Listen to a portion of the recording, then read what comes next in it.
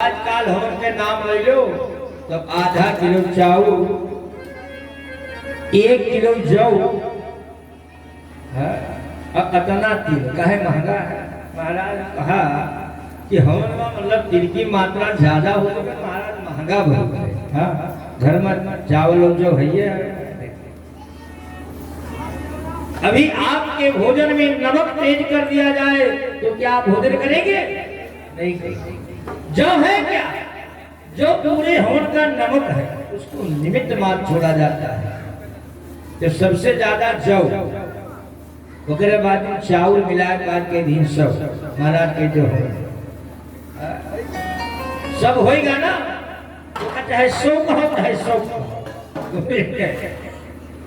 और अगर नाम ले लीजिए घी छोड़ दीजिए तो ऐसे चिम्मच छोड़ी है और चिम्मच सोच जाइए और चिम्मच सोझे निकले इनाई डब्बा टेढ़ करी तो निकारी तो निकले डब्बा सोझ और सोझे चिम्मच और निकारी ना हरिया ऐसा ऐसे कह दिए और अपने में रहिए महाराज मेरे समझना अपने में रहे हैं।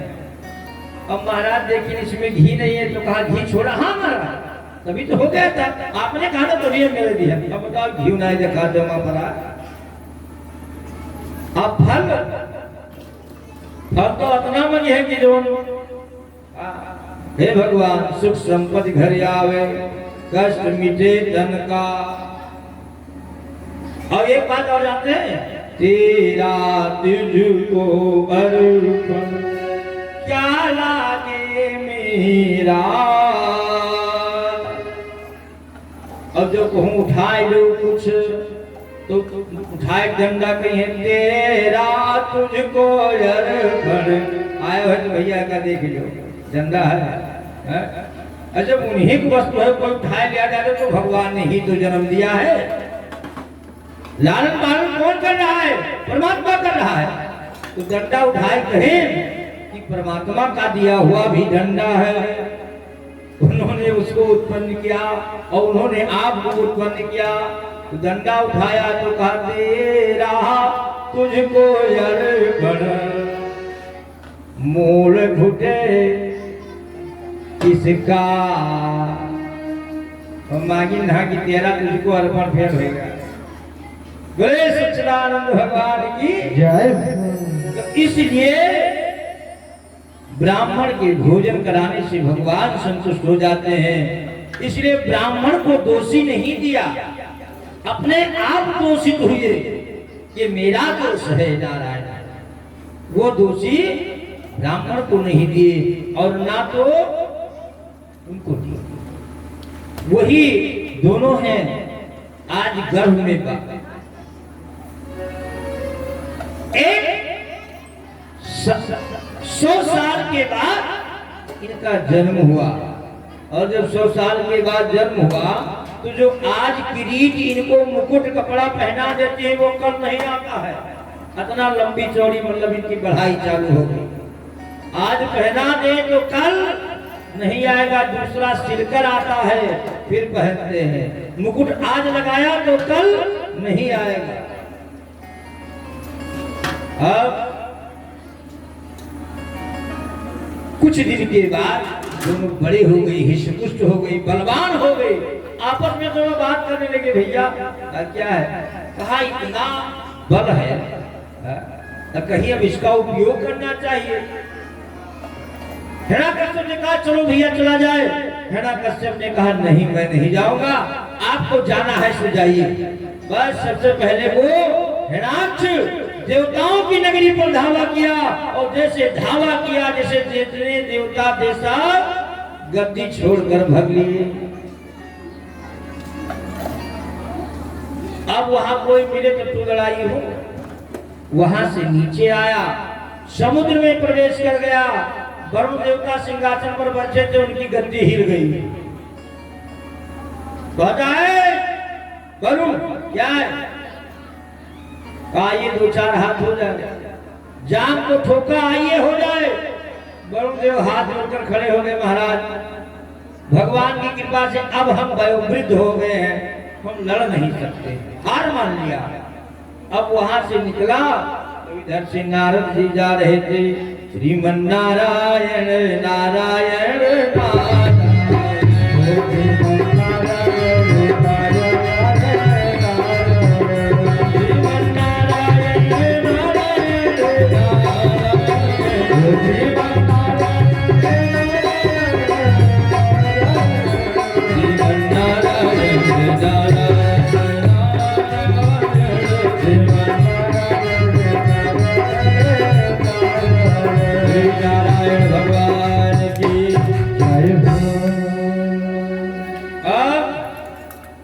भगवत कृपा देखिए नारद जी को, हे बाबा क्या ये 24 घंटा टी करते रहते हैं, इधर आओ, लड़ना वड़ना जानते हो? अब कह नहीं सकते थे मुख से नारद जी, लेकिन मन में सोचा लड़ना तो नहीं आता है, लेकिन लड़ना और लड़ाना दोनों आता है, लड़ाना भिड़ाना दोनों आता है। चलो हम नहीं लड़ सकते हैं तो कहीं उपाय बताएंगे, जरूर तुम्हें हमारे पास जो भी आएगा वो खाली नहीं जाएगा। नारद जी ने कहा तो एक बात बताओ, कहा क्या है? कहा सबसे पहले अगर लड़ना है तो नारायण से लो। कहा वो कैसे? कहा जा करके पृथ्वी को उठाओगे वैसे नारायण को आना पड़ेगा। वो रसा में गया और पृथ्वी को उठाया, और जैसे पृथ्वी को उठाया सारा संसार लगा प्रलय हो जाएगा,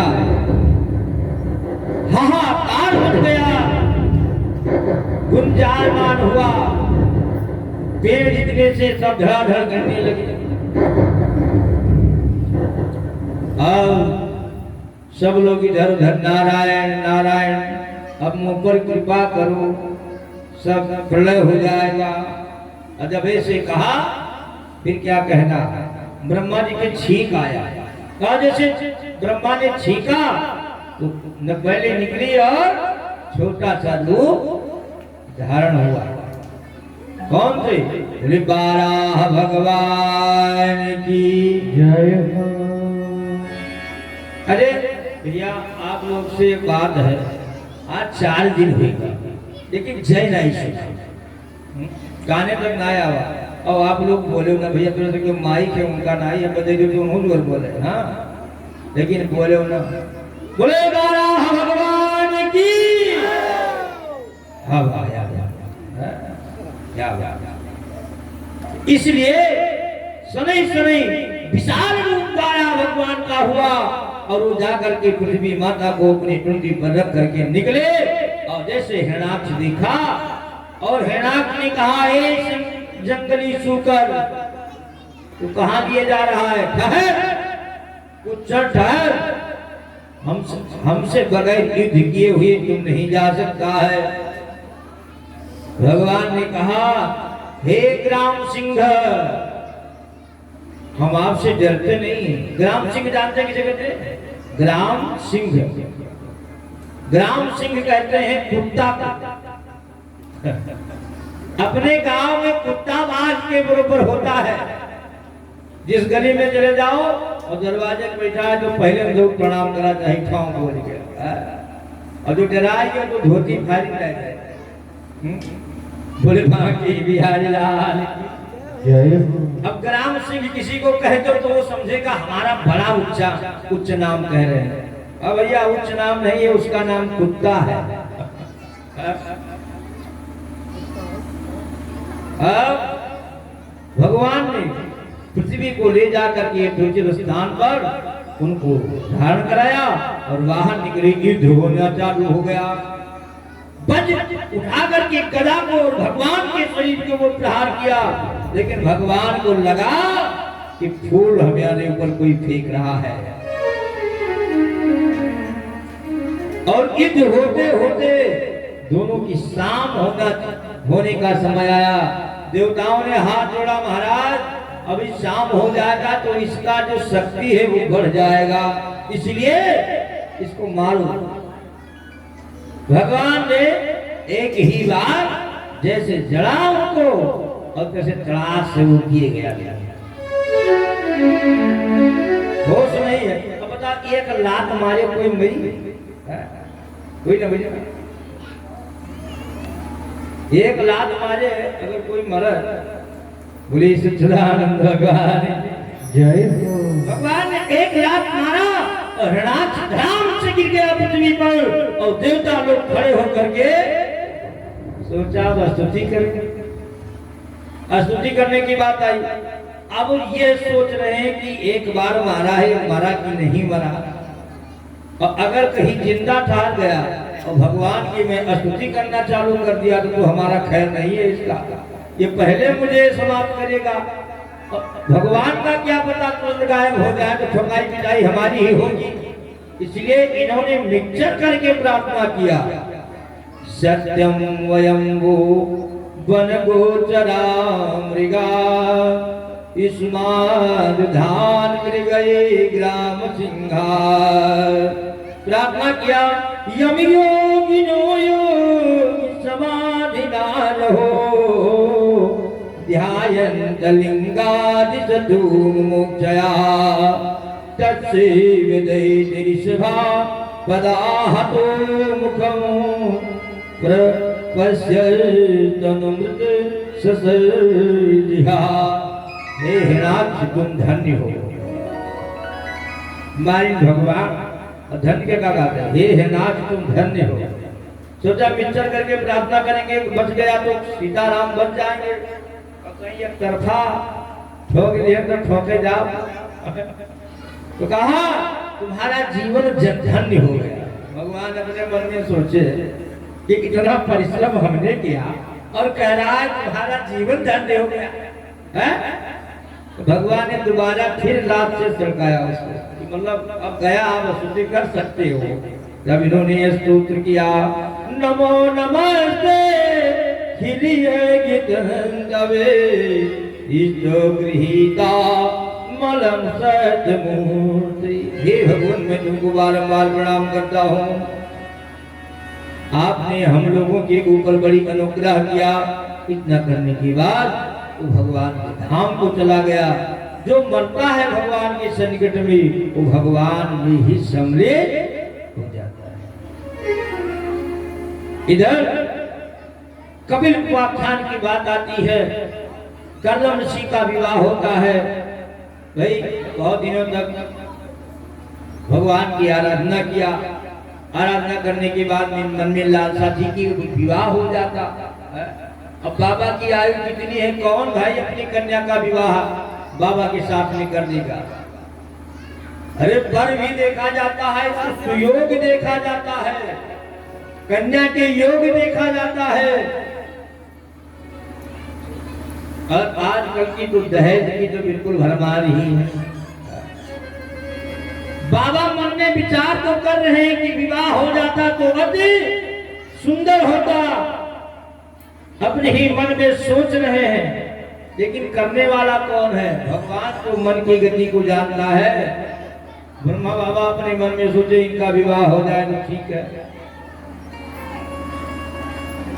और आजकल की तो दिखाई सुनाई आज तमाम होने के बाद में जब नकारात्मक हो जाती है और ये होता है कि कन्या मुझे पसंद नहीं है, तो उस कन्या के दिमाग पर कितना भार आता है।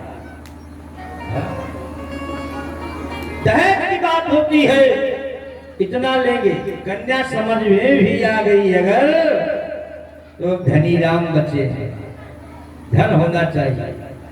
इतना लेंगे तब विवाह करेंगे, और वो भी अगर कंप्लीट हो गया, देने के लिए तैयार हो गए, तो अंदर से माता जी की आवाज आती है, मैंने दूध पान कराया है, उसका भी कर्जा अदा कर दो। और जब वो भी आती है तो एक एक कर्जा शुरू करती है। विवाह होता है, और विवाह होने के बाद अगर पिता कुछ समझदार होता है तो वो जितना भी करता है वो कन्या को कहता है, बेटी जाना अगर वहां तो सबसे पहले सास ससुर को प्रणाम करना, अपने की सेवा करना, शुश्रूषा करना। कोई भी बात अगर आएगी तो उसको पी जाना, समन कर लेना, उसको अंतःकरण में रख लेना, वो बाहर मत आने देना, हंसी मत कराना। हमारे सिर की और मोछ की दोनों का लाज रखना, ये बुद्धिमान पिता कहता है। लेकिन जिस पिता जीवन पर्यंत उद्दंडता किया है और उसके साथ में कोई उद्दंडता करने वाला मिल गया तो बच्ची को सही बात बजा करके विदा कर देता है। निरहु समझाए सुता से कहे, प्रिय जात ही जात दिहव चिठिया। अब तो फिर चिट्ठी कोनो बात नहीं है। हेलो, हाँ बस अब उतरित है। फिर फोन लगाए, हाँ घर में प्रवेश हुई गया। फिर फोन लगाए तो कहें अब रो ना, अब चुप रहो। पहले चिट्ठी जाती थी, खत जाता था, आदमी जाते थे हाल चाल लेने के लिए। अब तो हाल चाल यही टिन टिन बोला और पूरा खबर हो गया। वहां दाल में नमक नहीं पड़ा था, वो भी बात यहाँ उलट पड़ा। वहां नहीं, यहाँ उलट पड़ा। अब वो भी अपना बोलना चालू कर दी। किस घर में ले जाकर के मेरी बेटी को आप कराए, जहाँ भोजन अच्छा नहीं मिलता है, कितना दहेज आपने दिया। तो निरहु समझाए सुता से कहे, प्रिय जात ही जात दिहु चिठिया। तू कोहि के रोग न दाव सहो, ससुरारी मनाम दिहु बिटिया। जो कोई लोटा पानी मांगे, मालिक नाही दिहु लोटिया। देखो पानी मांगे तो घट से मुंह घुमाए ली हो, हमने देखा। साफ साफ बताई दियो, हमने देखा। तुम मालिक नाही दिहु लोटिया। और ज्यादा झंझट हुई तो जो कोई लोटा पानी मांग, ओढ़ी रजाई लिहु खटिया। पेट बहुत पिरात है, हमारा है जो। अब उन्होंने क्या करें? अच्छा समझदार है, जगह सोई जाओ, लेट जाओ, आराम कर लो। अब जो तनी सीधा राम है, वो कहिए बिना मारे बर्तन, बिना मारे बर्तन जाए खसक ही नहीं सकती। इसका हड़काव लगा, इनको पेट एक दर्द खत्म हो गया, एक झटका गायब। तो ओढ़ी रजाई लिहु खटिया। लेकिन बिटिया मनोई का दो आवे कोई, जो कोई आवे कहाँ है तो चलो बनिका है। तब उठी खाई लिहो भर गई तछिया।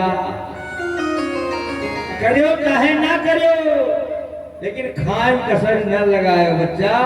यहाँ से देखा तो गाल फूला है, वहां से बटुअर गाल ना आयो लाल हमार। जब लाल लाल भेजी दे, लाल लाल आयो, पियर बन के ना आयो तो पता लागे पी लिया होगा।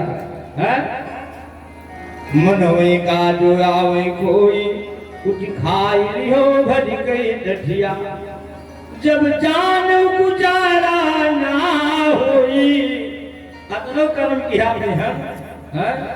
जब जान गुजारा ना होई, धन माल बटोर की हो गठिया। बच्चा जवन दिहे ने तवन छोड़ी ना आयो, और सास के जरूर ले आयो। और नंद अगर हुए धन अगर उनका तो वहां बांध लियो। जेठानी देवरानी सबके बटुअर या गठरी बनाए लियो लाल हमार, घबरायो ना। धन माल बटोर की हो गठिया। रात सनातन 12 बजी, दिन में न भागो, नहीं पकड़ जाओ बच्चा। अब यह मेरे समय भागो कि पूरे घर वाले में पूरे गांव भरे के हम व्यस्त कर दो। अब अपने अपने काम में हम जुट जाए, अपन अपन बचाए चालू कर दे। यही समय भागो, असना भागे की कोई खरीदेगी कौन नहीं वर्ग। जब रात सनातन 12 बजी, घर फूकी के भागे लिहो बिटिया।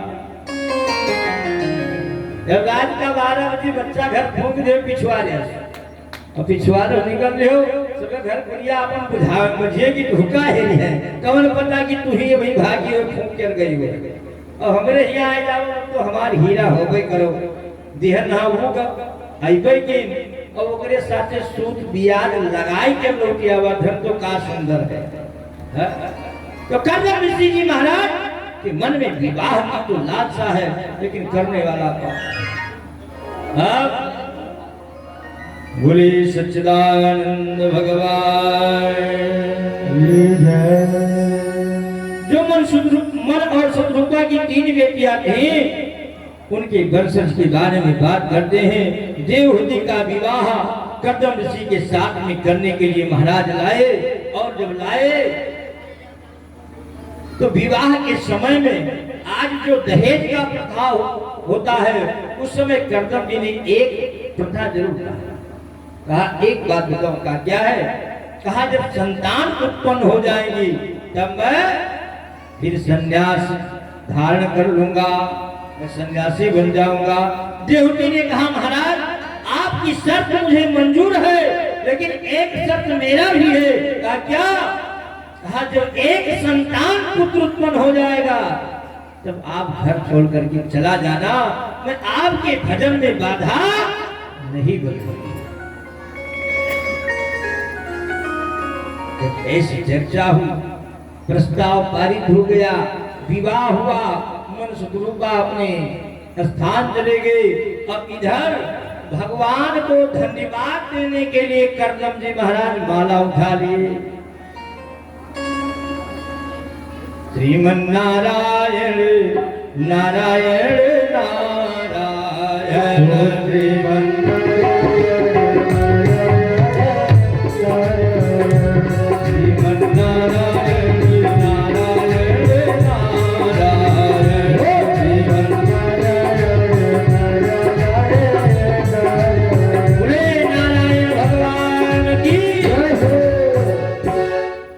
करते करते 10,000 वर्ष बीत गया श्री भगवान को विवाह होना धन्यवाद देने के लिए और ये देवहूति बैठी सेवा कर रही है पति की सेवा कर रही है अन्य भाव से कर रही है।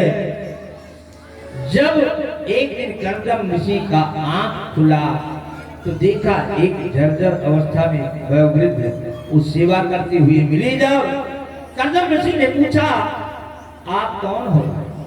कहा महाराज आप मुझे भूल गए। आज की परिस्थिति तो जानते हैं आप अब कहीं चुटपुट हुआ अगर तो फिर कचहरी और वहां से फिल्मा ने कहे वहां छोड़ा दो महाराज वकील साहब हमारे का बिल्कुल आर पार फाइनल कितना वर्ष हो गया 10 वर्ष। अब आजकल अगर प्रशस्ता आ जाए तो बड़ी भाव आती है कहें तू अब मेरे जाओ तो हमें मतलब नहीं तू कब मोहवा जोहार दही जरूर हमसे कहीं अब मेरे जाओ ये महान आए बात है लेकिन इतना झंझट वाला सिस्टम न रखो आज से तू अलग हम अलग। बोले बाकी बिहारी लाल जय हो। कहा महाराज आपको याद है ना? कहा क्या?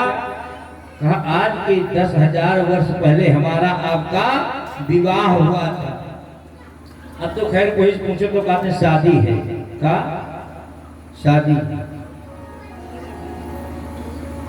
3 प्रकार की होती है एक तो विवाह और एक ब्याह और एक शादी कहेगा 3 कोई 3 भवा है साचे भव तो हाथ उठाओ देखिए क्या भाव ब्याह कितने भवा है और विवाह कोई नहीं है भैया। सोचो तो ये तीनों अर्थ पता नहीं का छिपा हो गए महाराज का है अब विवाह कह दी तो हम झंझट आ जाए और ब्याह कह दी तो हम अब शादी कह दी तो हम फंस जाए ऐसे ना उठाओ तो ठीक है ना हुकारी हो हम ना आगे हो हम रहा है ठीक। अब विवाह कहते हैं जिसमें जितने बाराती हैं सब अच्छे खाते हैं और खाने के बाद में वाह वाह कहते हुए जाते हैं। पत्नी घर में आती है तो वाह वाह होती है। इतना दिन बीत गया भैया ना, हमने उनके बहुरिया को नहीं देखा। इतना दिन बीत गया, हमने आवाज नहीं सुना। जय जय श्री राम। इतना दिन बीत गया, हमने उस घर में कला होते हुए नहीं सुना। और ब्याह जैसे बर्ध पे जुआठा नहीं, ये उनका गठन बन जाएगा। उनके जो जोते वाले घर वाले बकरीन हर के मुखिया दवटी जैसे जैसे और शादी जिसके जीवन में सादा ही सादा पन्ना रह जाए, कोरा ही कोरा रह जाए, लिखा न जाए, उसी का नाम शादी। करदम ऋषि जी महाराज अपने पत्नी से पूछते हैं, क्या तुम कौन हो? देवहूति से पूछा, आप कौन हो? देवहूति ने बात बताया, महाराज हमारा आपका विवाह हुआ था, कुछ याद आया? करदम ऋषि को याद आया और याद आने के बाद कहा, प्रिय आज तक तुम मेरा इंतजार करती रही, आज तक तुम मेरा सेवा करती रही, बोल तेरे मन में क्या इच्छा है?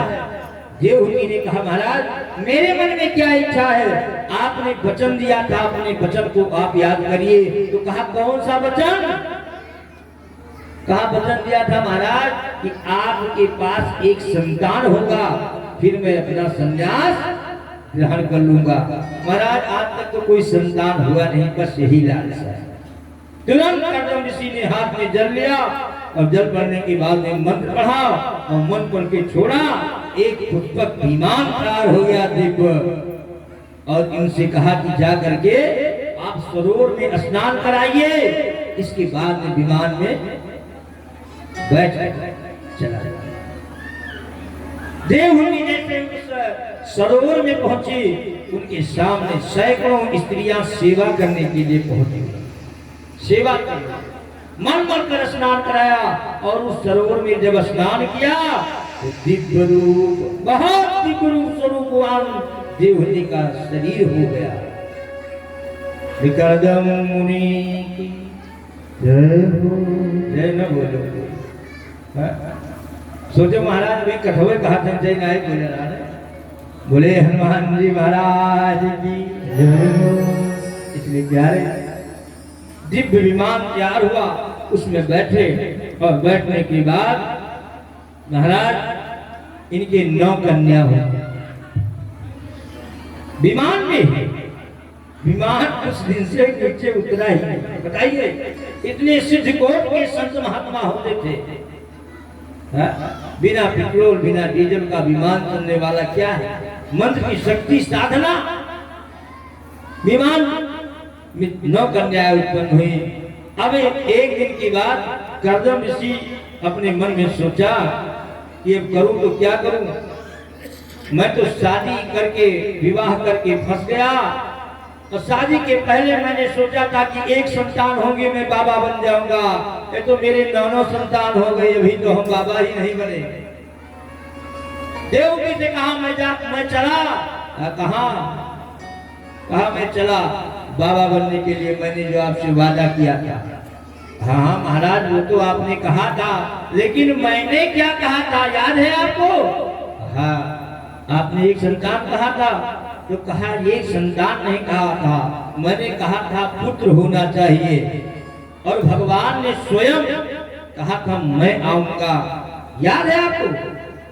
करदम ऋषि अपने मन में सोचे कि भगवान स्वयं आने वाले हैं और मैं जंगल में ढूंढने जा रहा हूं।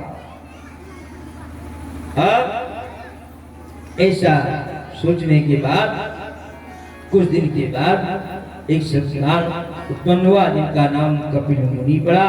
बोले कपिल देव भगवान की जय हो।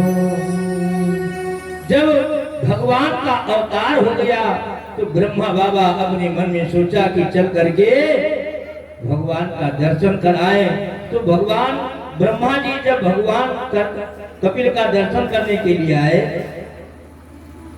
तो इनके पास 9 संतान थी वही उपलब्ध। 10वें बेटे नारद कहीं घूमने चले गए थे तो चक्कर ही जीवन पर्यंत काटा। एक बार भगवान की लीला से फंस भी गए थे, क्या विष कुमारी के चक्कर में। तो जो नहीं बनना था वो भी बन गए। भगवान को श्राप भी दिया, कर्तुम अकर्तुम समर्थ ईश्वर। दोष जन व्यक्ति को लगाता है, लेकिन परमात्मा ही सब कुछ करता है। जब उसको करना होगा तो निमित्त जरूर सामने लगा देगा। कोई कहा कि वो भैया जा रहे थे, चक्कर लगा, मृत्यु हो गई। परमात्मा अपना दोषी नहीं होता। सब लोग कहते हैं भगवान राम को वनवास हुआ, किसके कारण? मंत्रा के कारण। लेकिन दोष मंत्रा का नहीं है, इसमें दोष नारायण का है और भोगना नारायण को ही पड़ा। जानते हैं क्यों? जैसे मान लीजिए कैकेयी से किसने कहा? मंत्रा ने कहा। और मंत्रा को किसने कहा, प्रेरणा दिया? सरस्वती ने। और सरस्वती को प्रेरणा किसने दिया? भगवान ने। सब ही न चावत राम गोसाई। भगवान न चाहता है, जो कर्म करेगा भोगेगा वही। भगवान ने कर्म किया तो बन बन भटकना पड़ा, काटे पैर में चूहे, दुख सुख महसूस किया। जैसे एक आदमी जा रहा था, ध्यान दीजिएगा, एक आदमी जा रहा था और जाते जाते एक पेड़ के ऊपर फल देखा और फल इतना निराला था कि मन कह रहा था कि मिल जाता तो तुरंत पान कर जाता, ग्रहण कर जाता। अब देखा किसने? आंख ने। दोष किसका? आंख का। सबसे पहला दोष आंख का। अब देखा किसने? आंख ने।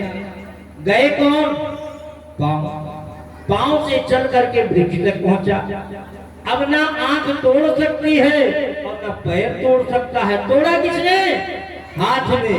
और जब हाथ ने तोड़ा तो उसका खट्टा, मीठा, तीखा, वो तो स्वाद बता नहीं सकता है। स्वाद बताएगा जीवा। तो रखा मुख में, स्वाद जीवा ने दिया। अब स्वाद लेने के बाद में उसको पलटती भी नहीं है बाहर, तो रखा किसने? देहरी। रखा किसने? पेट में। अब इतने में उस पेड़ का मालिक पीछे से आ गया। अब बड़ी सी लाठी लिए हुआ था और अपने मन में सोचा ये रोज तोड़ता है, इसीलिए बड़का हुआ। एक काम करते, पीछे से धर पड़ते हैं। खाए लेना, दूसरे पंगल लगाए रहे। जैसे हाथ बढ़ाए तैसे वो पीछे से पहुंचा दिया लाठी ठहार। रोया किसने? किसने रोया? आंख ने। ध्यान दीजिएगा, बाबा कुछ लाए है। जो देखा वो गया नहीं, और जो गया वो तोड़ा नहीं, और जिसने तोड़ा उसने रखा नहीं। रखा मुख और पीटे कौन? पीठ। और रखे कौन? पेट। और रोया किसने? आंख ने। इसलिए दोष आंख का था, लेकिन बेचारे पीठ की क्या दोष है? अंत में जो करता है भोगना उसी को पड़ता है। इसलिए बोले बाके बिहारी लाल जय हो। तो नारद जी महाराज घूमने चले गए थे, तो घूमते रह गए। अब 9 कुमारों को लेकर के पहुंचे तो कर्दम ऋषि ने कहा महाराज मेरा जीवन धन्य हो गया। कहा क्या हुआ? कहा तुम्हारे 9 कन्या और मेरे 9 संतान। हमारे 9 कन्या, तुम्हारे 9 संतान। इस समय महाराज विवाह हो जाता तो सुंदर होता। ब्रह्मा जी ने कहा यही तो मैं सोच रहा था। अब सब संयोग की तो बात है। और इतने में 9 बेटियों का विवाह ऋषिमित्रों से कर दिया। कला देवी का विवाह मरीज से किया, अनसुईया का विवाह अत्रेय मुनि से किया, औंधरी का विवाह वशिष्ठ से किया, ख्यात का विवाह भृगु ऋषि जी के साथ में किया है, और शांति का विवाह अथर्वण से किया। आज सभी कन्याओं का 9 कन्याओं का विवाह करके कर्दम ऋषि प्रणाम कर लिए। अब उन्होंने देवकी जी से कहा अब तो मैं जा सकता हूं, अब तो मेरा सेवा समाप्त। देवकी ने कहा आप जा सकते हैं। और ये करने के बाद महाराज चले जाते हैं। कपिलोत्थान माता देवकी का और कपिल का बड़ा चर्चा होता है।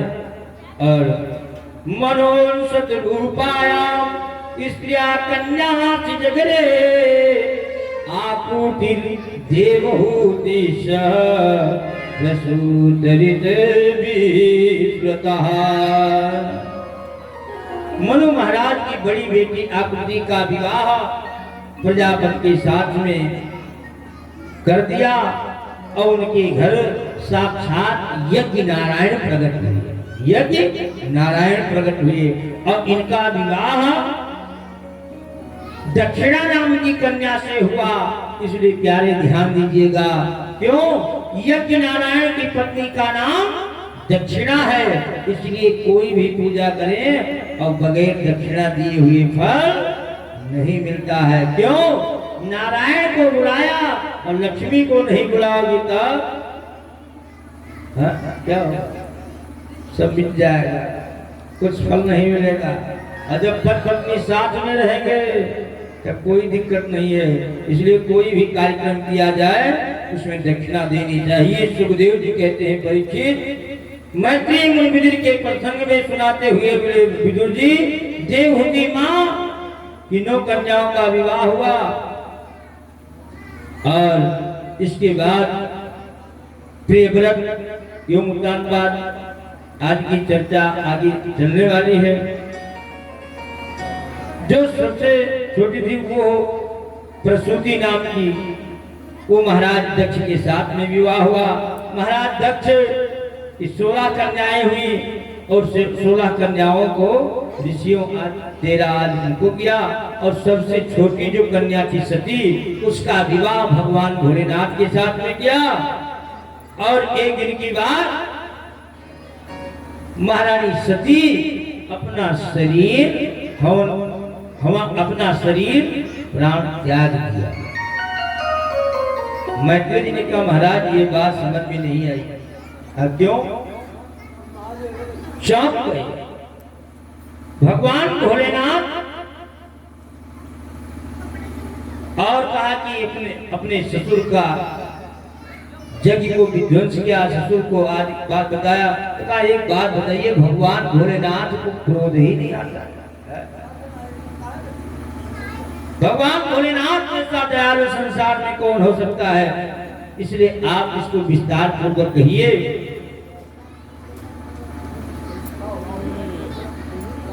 महाराज ब्रह्मा जी के पितामह के समस्त देव बनकर बीच अपने प्रिय प्रजापति घोषित कर दिया। महाराज दक्ष राजा बना दिया और प्रभुता पाए कायम जना। तेल लगाओ नहीं लगता और महबूब तेल लगाई हो तो थोड़ा सा दिन भर 3-4 बार लगाओ, इन्हें लगाओ। और जब बात खाए हो तो देखा जान तो अपने ऊपर की हरी भरी खेती है तो जहाँ पहुंचे जहां वहां। तो इस प्रकार इसको जब राजा दक्ष राजा बना तो अपने पद की इसको अहंकार हो गया। तुरंत सभा किया और सभा करने के बाद तुच्छ से तुच्छ देवता सभी लोग उपलब्ध। महाराज दक्ष सभा में प्रवेश किया। अच्छा एक बात बताइए, जिनको भाषण देना होता है वो सबसे पहले उनकी दृष्टि ये जाती है कि मेरा कितने लोग सम्मान कर रहे हैं, इन पर जाती है कि कितने लोग अपमान कर रहे हैं, इन पर जाती है। हाँ? कितने लोग मेरा अपमान कर रहे हैं, मेरा स्वागत नहीं किया है, दृष्टि उन्हीं के ऊपर जाती है। राजा दक्ष जब सभा में प्रवेश किया तो तुच्छ देवता उसमें खड़े होकर के जय जयकार करना चालू कर दिया। महाराज दक्ष की जय हो, जय जयकार हुआ। और उसमें इनके दामाद भगवान भोलेनाथ नंदी जी के साथ, और बाकी इनके साथ जनता के रहा उत्पाती पहुंच के रहा था नंदी जी के गण, वो भी वहीं बैठे थे। लेकिन जब भगवान भोलेनाथ नहीं उठे तो नंदी भी नहीं उठे और गण भी नहीं उठे। सभा में मंच पर पहुंचा, लगा बड़ करने, आए हुए सभी लोग सम्मानित, मैं सबके मध्य में एक बात कहना चाहता हूं कि सभ्य के बीच में सभी को ही आना चाहिए, असभ्य व्यक्ति को नहीं आना चाहिए। अब सभी दूसरे मुंह देख रहे वहां के सभ्य है भैया यार, वहां का अब कोई असभ्य दिखाई पड़े तो वहीं से फिर राजा दक्ष बोला, क्या देखते हो इधर उधर, देखते नहीं हो घरदानी बैठा हुआ भस्म लगाए हुए चिता का, जिसको सभ्यता नहीं पता है सभा में कैसे सम्मान करना चाहिए, बड़बड़ करने लगा। उसी समय किसी ने कहा, महाराज अरे आपका दामाद ही तो है, दामाद को बड़बड़ क्यों कर रहे हो, आपने अपनी कन्या का विवाह किया है, चाहे वो लंगड़ा हो काना हो किसी भी प्रकार का हो, आपको तो सम्मान करना पड़ेगा। फिर तो आपको पूरा हो गया दक्ष, कहा मैं विवाह इसके साथ नहीं करता, संसारवासी के साथ में मैं विवाह नहीं करता, अपने पिता के कहने से मैं विवाह कर दिया। अब इतने में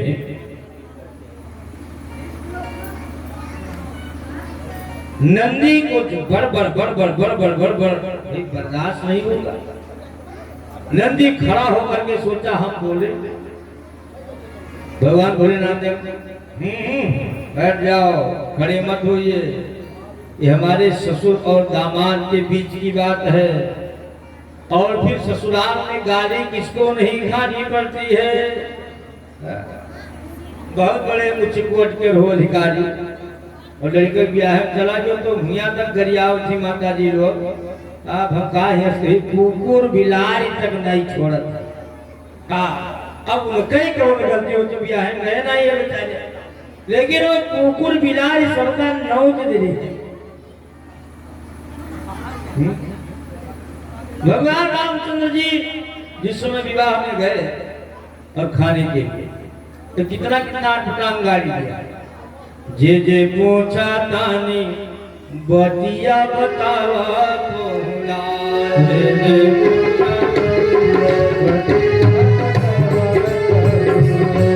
जे पूछा तानी बतिया बतावा बोला,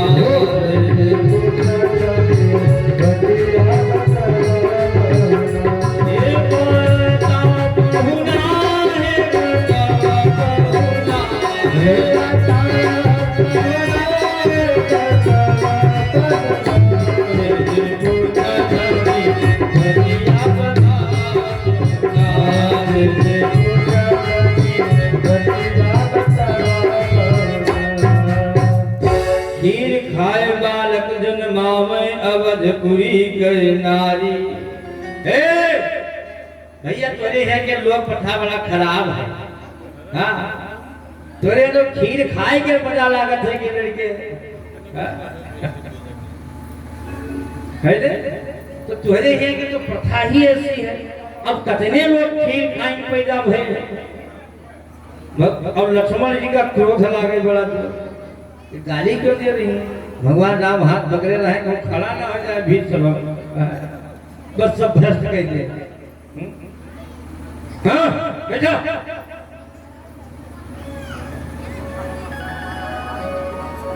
एक राजा आओ बताइए।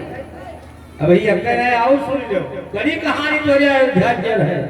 एक राजा अवध के कहिए कमाल, एक राजा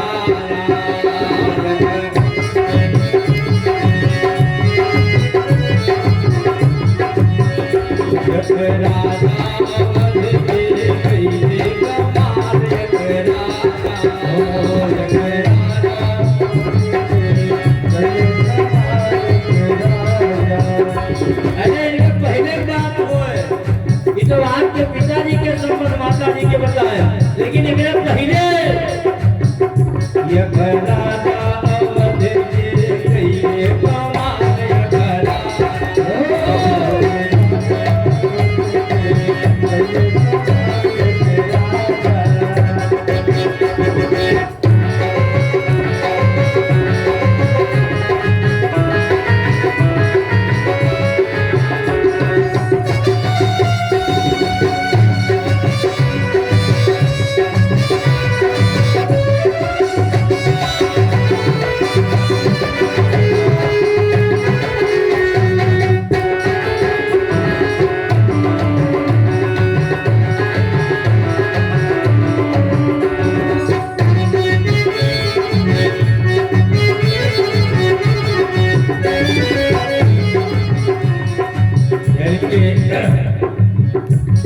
पेट खान पालक जमाए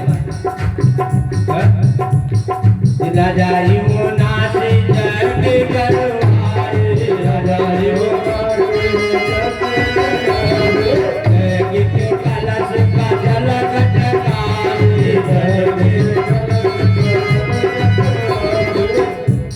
संतान नहीं था महाराज पुत्रेष्ठ यज्ञ किए और रात को भाई एक कलश था, उसमें सभी देवताओं का आवाहन हुआ था और उसी यज्ञशाला में लेटे हुए थे।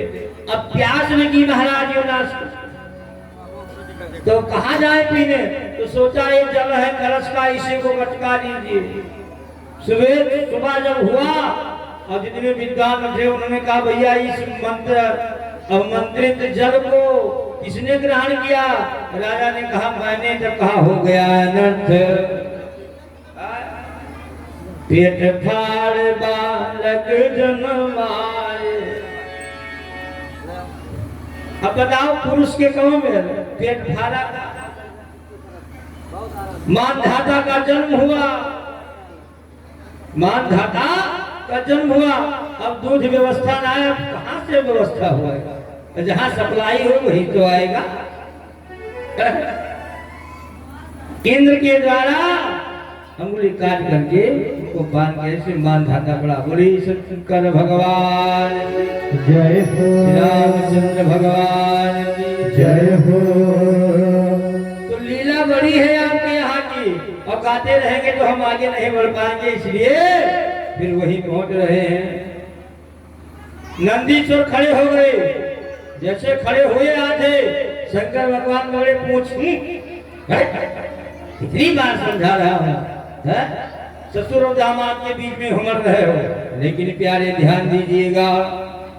हरि गुरु निंदा सुन ही जो काना, हरि गुरु निंदा सुन ही जो काना, हरि गुरु निंदा सुन ही जो काना, हरि गुरु निंदा सुन ही जो काना। कोई पाप करो आदि समाना, कोई पाप करो आदि समाना, कोई पाप करो आदि समाना। कोई पाप करो आदि समाना। हरि की निंदा, गुरु की निंदा, माता पिता की निंदा, अपने से बड़ों की निंदा ये सुननी नहीं चाहिए। अगर समर्थवान हो और ये कई धरो में बैठ जाए तो ठीक रुको, और सोचो पुरवैया घर कहूँ नहीं फूक से फूक नहीं तो तू ही उड़ गयो, तो ऐसे पांव पकड़ो जगह किया खसक लियो ना सुनोगे और ना आपकी मानसिक प्रेशर आएगा। यानी ध्यान दीजिएगा, अंत में बर्दाश्त नहीं हुआ और दक्ष ने कहा मैं श्राप देता हूं। कहा कौन सी है? कौन सा श्राप दे हो?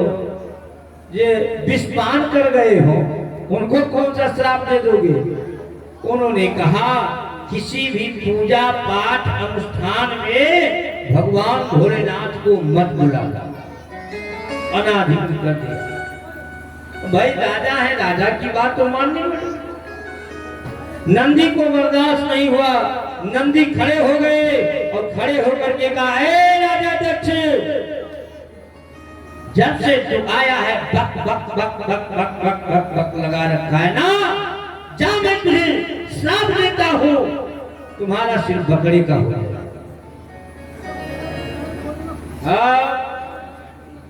भृगु जी खड़े हो गए, दाढ़ी पर हाथ घुमाए। कोई बात कहते थे, भृगु जी तो दाढ़ी बहुत बड़ी बड़ी थी। हाथ घुमाए, ए नंदी मैं श्राप देता हूं, जितने भी ब्राह्मण हैं वो भिक्षा याचन करके ग्रहण करें। उधर से ब्राह्मण हो गए खड़े, ए बाबा हम इधर से श्राप। अब श्रापी श्रापा जब चालू हुआ तो भगवान अपने मन में सोचा कि अभी यहीं से उठ लो, इसी में भड़ाई। भगवान नंदी से कहा बैठो चलो, जितने लोग हो चलो। तो कोई मूड़ी नहीं, कोई गटई नहीं, कोई घोड़ा नहीं, ये जमी तोड़ी चलते। अब भगवान भोलेनाथ ऐसा तैयार कौन हो सकता है जो इस बीच सभा में बात को बर्दाश्त करके अपने अपमान को श्रवण करके चले गए हो? तो ऐसे दयावान कौन हो सकता है? एक बार भूत प्रेत पहुंचे भगवान भोलेनाथ के दरबार में। ए बाबा त्राहिमाम क्या है? कहा महाराज सबसे बड़ा कष्ट है। कहा कौन सा? कहा कहूं अगर किसी के घर चले जाते हैं और कोई थोड़े पेट पिरान जैसे पंडित काका बुलाए हैं, क्या करे? झाड़े फूंक कर। और महाराज झाड़ फूंक दिन भाग गए और दोबारा फिर कहूं पहुंचे और अच्छे विद्वान मिल गए तो महाराज सबसे बड़ी गलती है झाड़ फूंक पकड़ तक शीशे में बंद करके तक गाड़ी आओ। और उंगली गिर के बता दे 3 बरम 5 बरम तू चिड़ै लो ये मिला के रहा था। अब बताओ ये हवा कोई रोक नहीं सकते। 15 बयार बताए थे मोड़ी में बैठा है। छठ जब वो झूठे नगाड़ा बजा दे तो मूल फोटा। हाँ चालू होगा। अभी जल्दी हम थे और एक कमल जी थे पूजा करा रहे थे। जल्दी की बात पूजा करा रहे थे और पूजा कराने के बाद अब भैया हम का जानी यहाँ आए है, हम ही नहीं जाना आए है। अब वो धर्मावल्ली रही 15-20 दिन से उठ के बैठत नहीं रही। अब वो माता जी हुआ जब चली तो पटकते ही सही। ये बैठे हैं बगल में थे और वो दरवाजा में भिड़ के इन्हें के ऊपर गिरे ठहाक है। अब ये नगनग बोले नीचे हम हूँ बगल में बैठा तो हम कहा ये क्या होगा? का फाट पड़ा ऊपर न टाण है न कुछ है, पल्ला गिरी पड़ा घम से गिरी। तो कहा हिस्ट है, अरे कोई धूबर पातर हो तो सीताराम हो जाते। अब हम समझ बैठे हमन हो गया था। एक कटोरी बगल में रखी रही, आगे थोड़ा तेज बढ़ रही थी, कटोरी जल रही थी और आग के प्रकोप से कटोरी जलत रही। भाई आग जब बल रहा है, हमन बढ़िया लवन निकल रहा है और उसके सन्निकट जो भी पदार्थ होगा वो जलेगा और कोई दूसरा होता तो बन जाता थी कटोरी स्टील की। तो हमने सोचा ये भूत प्रेत गाँव में वो झाड़े कोई जानी तो नहीं है जाता। हम दुर्गेबाजी मंत्र झाड़े में कुछ दुर्गा सुस्ती आ गई है, कुछ नहीं आया, मूल पटकन न है, मूल पटकन न है। तो हमारे मुंह से निकला कि माता जी ऐसा करो, वो कटोरी अगर तुम समर्थवान हो तो उठा लाओ, और रही कटोरी जरत, हाँ कटोरी रही जरत। अब वो पहुंचे न बड़े आदेश में 15 दिन के खाए पिए ना सकती, और गई जोनी में आ गिरा वही रंग पकड़ी, और जैसे पकड़ी जैसे सख्त से अंगुली के खा निकाल दी। अब वो खड़ी होकर रोने लगी, आ जाना हमारे अंगुली जरिएगा बोले सच्चा भूत उनका भाग भूत जितने थे सब अंगूठे में रहे, जैसे अंगूठा के खा लो जरा जैसे हुआ साई। हम पूछा ठीक ठाक जो कि हाँ महाराज अब तबीयत ठीक होगा, कि छुएम तब ठीक होगा। हम कहा तो दिखरे हाथन पर आगे दही दिन कर गाय गए झाड़े गए। तो ऐसे ऐसे भूत होते हैं। अगर भूत सत्य होते हैं तो भगवान भी सत्य होते हैं, मान लीजिए। महाराज जी कथा में गत कह गए कि अगर भूत तुम मानते हो तो भगवान को भी मानो। भूत क्या करेगा तुम्हारा? जब अगर हनुमान चालीसा पर तुम्हें विश्वास है तो बचन भरे विश्वास है। ये संकट आवे तब खेत में तमाम जानवर जाते हैं, होड़ टांगी आवत है, कपड़ा पहराए है जनो काका हुआ पहरेदार हो तो, और पुरवैया चलत है जो बाही होते फर फर फर फर उड़त है ऐसे ऐसे। और वहां दावत है देखिन, पहली बार वही गांव के रहा देखिन,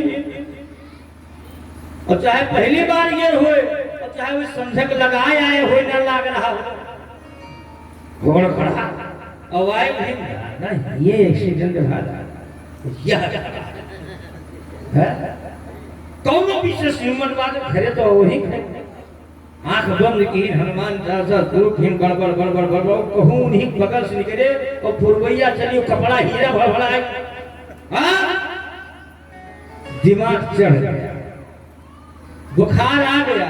और जो कहानी संजक भई रही राज के हुआ घरे बताए दी कहीं अब वहां से जाए उठिन रहा वहां थोड़े ऊपर सवार हो गया। बोले बाकी बिहारी लाल जय हो। अगर भूत है तो भगवान है, ध्यान दीजिएगा। इसलिए प्यारे भगवान भोलेनाथ के पास पहुंचे भूत बोले, कहा महाराज कहीं आ जाओ मेरे दरबार में। आओ भैया कौन मकान बना है, ये एसी वाला हुए, ये रसोई हुए। वहां भगवान भोलेनाथ के दरबार में रसोई तक का मकान नहीं बना हुआ है, और गल्ला पानी की कोनो बात नहीं। अब इतना बीता नहीं, सांप देवता पहुंच गए। तो सांप जब घर में निकल जाए, अगर तो जितना घर के सदस्य सब पहले आज के बाद में जब सांप निकलवाए थे तब जाओ, उन्हें पता नहीं कोई हुआ है चाहिए बंगाली मंगाया हो जाए कितने देर से सांप भगवान भोलेनाथ के बाद सोचा, कहा महाराज जिसके घर में मैं जाता हूँ तो ये काम करते हैं। कहा क्या? कहा मुड़िए कूचक है पहले। कहते क्यों? कहा इसकी आंख में कैमरा है, इसके जो पूर्वज है ना जो बचे हुए हैं नाना काका फूफा दादा भैया आजा काका जो भी हो, अब कहूँ देख ले कैमरा यह कर फोटो आँख तो बगैर बदला लिया नहीं है। आँख पहले खत्म करो, ये मेरे पूछ के बगले आ जाए। भगवान कहाँ जाओ? भगवान ने कहा भुजगे इंद्रहार कर्पूर गौरव करुणावतारम संसार सारम भुजगे इंद्रहारम। सर्प को पकड़ा और भगवान भोलेनाथ दिया भरा तो यहाँ झंडे का कोई कहा जोरिस बांधी बाघ हम बरदहा। एक सांप खड़ा होगा, महाराज हम यह काम नहीं गए बस वही सांप पकड़ लपेट दी। और जब द्वारे 4 में बजा ठहका हुआ, अब सब लोग नाचने लगे। अब वो सांपों देवता नीचे उतर के नाचने लगे, जो बाघंबर है वो नीचे गिर। अब वैसे नंग धड़ंग भाई जब रोका जाए तब तो रुके, और जो रोके वाला रहा वो पहले से लगेगा, तो जो पहले रहे तो नीचे होएगा। बाबा नंगो बाबा बैठे, किसी ने आया कहा महाराज आप नंगे हैं, मैं नंगो कैसे हो सकते, कहाँ गया हो? तो 50 लाख नंदी के नीचे ठुमका लगा रहे हैं, और पकड़ा उनको, फिर लपेटा, कहाँ चले गए थे? बोले बाकी बिहारी जय हो बिच्छी पहुंच गई, वो भी निवेदन किया जैसे कहूँ हमार पूछ उठत है, हाँ तैसे वहाँ कहा छठी में छठी आवे, क्योंकि मंगर इतवार पड़ेगा, आज बहुत दिन ठीक है काकी एका मार के थैलो छठियावे, बस काम हुए वाला है, बस सुहरे हुए वाला है। हाँ? अब जैसे सोहर हुए तैसे छठियाओं काम आई, मारा है क्या? अब जवन ठाकुर हुआ मार मारा था हमें, हाँ भी हमारा प्राण निकल जाता, हमारा कटवा नहीं जाता। भगवान ने कहा आ जाओ मेरे पास, पकड़ा और कान में कुंडल बना लिया। सदा वसंतम हृदयारविंदे भवम भवानी सहितम नमा। तो ऐसे मेरे भगवान भोलेनाथ त्याग और उनको इस प्रकार में सभा में अपमानित किया। कौन कहता है सबके लिए मकान बनता है, सबके लिए भवन बनता है, सबके लिए भोग लगता है, लेकिन मेरे भोलेनाथ मस्त हैं, सदैव मस्त ही रहते हैं। काले के शिव का मनाई हो, भोला मानत नारी, काले के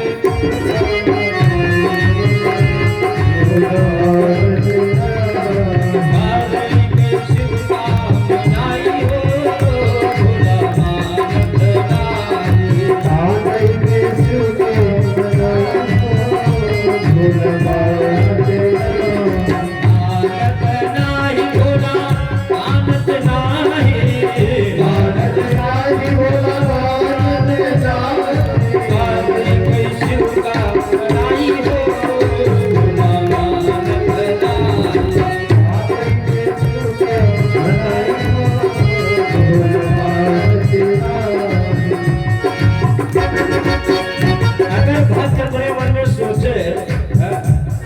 बढ़िया व्यंजन बनाए के लोग दे दे तो खाता ना। पूरी कचौड़ी भोला मन ही न भावे, पूरी कचौड़ी भोला मन ही न भावे, पूरी कचौड़ी भोला मन ही न भावे, पूरी कचौड़ी भोला मन ही न भावे। कोनो माता ये ना है कि शिल्पा भांग पी सके, जो कोई सोचे पुरुष देवता के लाओ भांग पीस ली तो 7 पुरखा उनका वैसे बची है जो गिना न जाए। धार वही खात रहे, नाना खात रहे। हाँ मौसिया तक चढ़ाई हो गया, बाकी हका जात होते हो तब तो खात हो, छिन घूम जातो भांग खाए जहाँ भाव तो खात हो, होय लुढ़क जातो, बौरहा बना घूमत हो, न कमाए न धमाए। किसी ने कहा उठाइन गाजा हर हर नाव है भोले, और पी है गांजा भर दी हिंदम, भाग वाला लीन खाए लीन, कहने भगवान का प्रसाद है।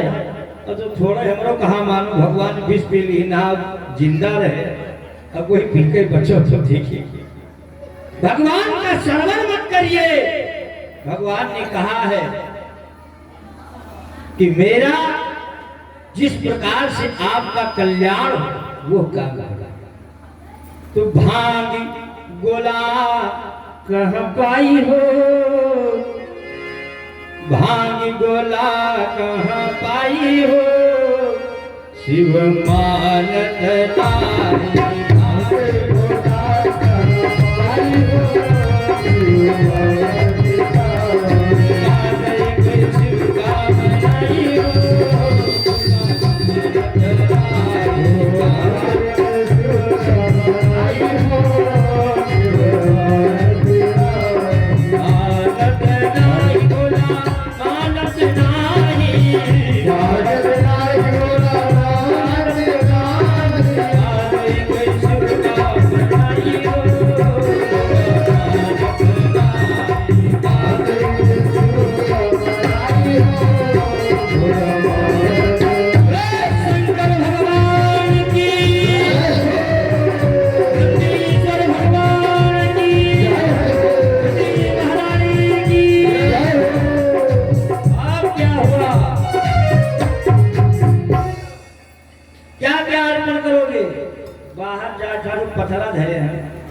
अरे इतना ऊंच कह दो कि कम से कम ग्राम सिंह तो न पर छे।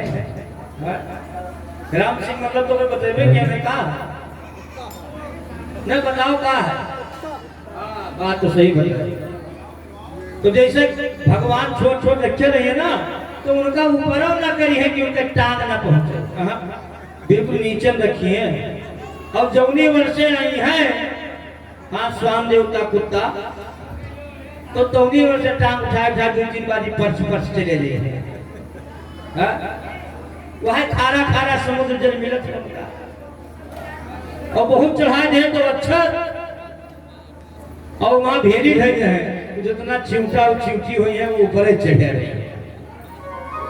और माता जी लोग आज फिर पुरुष देवता का उतना समय नहीं पर माता जी लोग आज मंदिर जाती है और कहो हनुमान जी का मुंह खोला है इसे तो उठाए करना भेली उनके मुंह एक अंगुली भरी का ठूस दिया।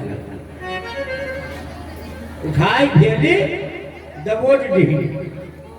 अरे भैया देखा इतना मोट मोट चिमटा आवत है और मुंह पूरा साफ कर जाते है तो उनके इतना मुहरा दो भेली खाद खाद इतना मुंह हो जाते कुछ बचता ही नहीं, सब खत्म।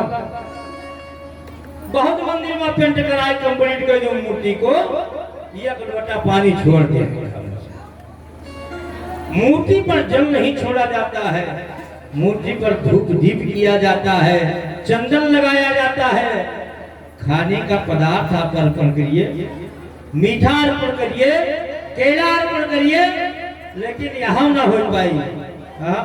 यही दिक्कत है का महाराज लिख दीन केला 1 दर्जन, मिठाई अतना ले आयो, वही साथ 5 मेर ले आयो, लिख तो दीन महाराज। और आगे लिख दीन सही लेकर आयो, कहा लिखिए 3 शब्द होगा, केला ले आओ और मिठाई ले आओ और ये काम क्यों सही लेकर आए। तो महाराज जी के जो लिखा सही रहा कि मतलब सब शुद्ध लेकर आए, बढ़िया रहा। जैसे अपना खाते हो ऐसे भगवान को अर्पण करना चाहिए। मंदिर गए, रास्ते में पड़ा एक ठेले का दुकान, अब केला वाले से कहा भैया क्या है, कहा केला दे दीजिए। तो दुकान वाला भी होशियार रहता है, मंदिर के पास में अगर ठेला लगाया रहेगा तो होशियार रहता है। तो वो पूछता है एक बात बताइए, मंदिर ले जाओगे कि घर ले जाओगे।